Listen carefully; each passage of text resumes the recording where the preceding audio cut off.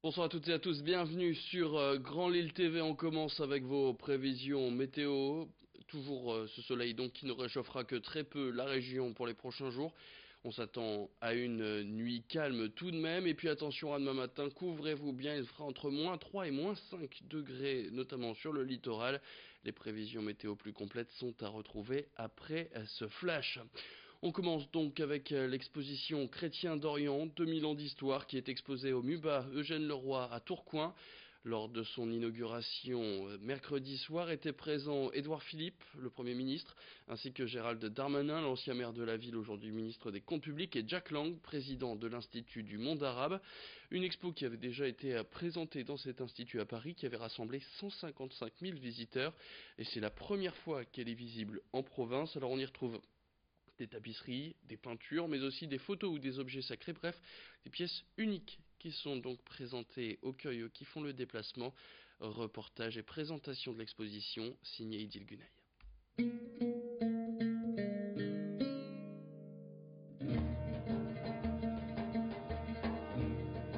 Plus de 300 œuvres pour raconter 2000 ans d'histoire. L'exposition Chrétiens d'Orient regroupe des pièces uniques, certaines prêtées par les communautés chrétiennes encore présentes aujourd'hui au Proche et Moyen-Orient, sont visibles pour la première fois en Europe. Pour les visiteurs, le voyage débute dans l'Empire romain païen, avant la découverte des toutes premières églises de notre histoire. Ici, en fait, on est toujours dans la première section de l'exposition et on est vraiment en Égypte. Tout simplement, on explique que c'est en Égypte qu'est né le monachisme, donc les monastères qui sont aujourd'hui un peu partout, on va dire, dans le monde. En fait, c'est une invention égyptienne. Donc là, on est en Égypte, on est dans le désert et on explique tout simplement comment se sont formées ces premières communautés de moines, comment elles se sont organisées et surtout comment elles se sont diffusées dans toute la chrétienté en mettant justement des grands monastères très importants en Syrie, en Mésopotamie et après dans tout le pourtour méditerranéen. Des lieux de culte restés en activité, y compris lorsque l'islam s'est développé dans cette partie du monde, notamment sous l'Empire ottoman. Chrétiens d'Orient, 2000 ans d'histoire, une rétrospective historique mais aussi une approche géopolitique qui donne à réfléchir sur la situation des chrétiens aujourd'hui menacés dans certaines régions. On témoigne notamment de la situation qu'il peut y avoir en Irak et en Syrie, mais également au Liban, en Jordanie, en Égypte, dans les territoires palestiniens ou en Israël, puisque effectivement aujourd'hui c'est différent d'être chrétien dans ces pays-là. Leur histoire est aussi différente, leur situation est différente. On voulait témoigner de tout ça, la question du patrimoine, bien entendu, et aussi de leur présence. On laisse justement la parole à ces chrétiens d'Orient, ces artistes qui ont photographié justement les personnes en fait qui sont là pour finir l'exposition et nous donner justement les visages de ces chrétiens d'Orient aujourd'hui dans le monde arabe. Ces visages clôturent l'exposition et témoignent d'un avenir possible. Entre histoire et espoir, l'exposition Chrétiens d'Orient se tient jusqu'au 11 juin au MUBA à Tourcoing. On passe maintenant à cette annonce, une centaine de millions d'euros d'aide pour l'ancien bassin minier. En déplacement donc dans le nord de la France, le Premier ministre Édouard Philippe a confirmé hier l'aide qui avait déjà été promise par son prédécesseur Bernard Cazeneuve.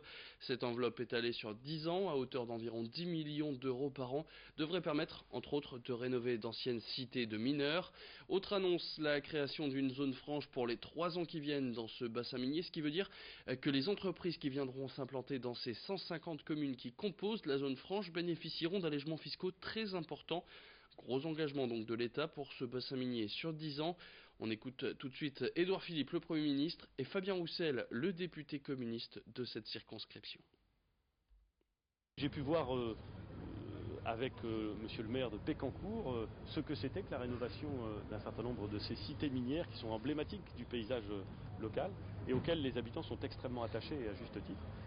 Et c'est-à-dire que c'était une visite que vous avez vue comme moi, chaleureuse, ensoleillée à l'image de ce qu'est le Nord. C'est important parce qu'il reste 20 000 logements indignes, de véritables passoires thermiques dans lesquels habitent non seulement des personnes mais beaucoup d'anciens mineurs, des ayants droit. Ils ont beaucoup contribué au redressement de la France au lendemain de la guerre et c'est la moindre des choses qu'il y ait un juste retour de la nation.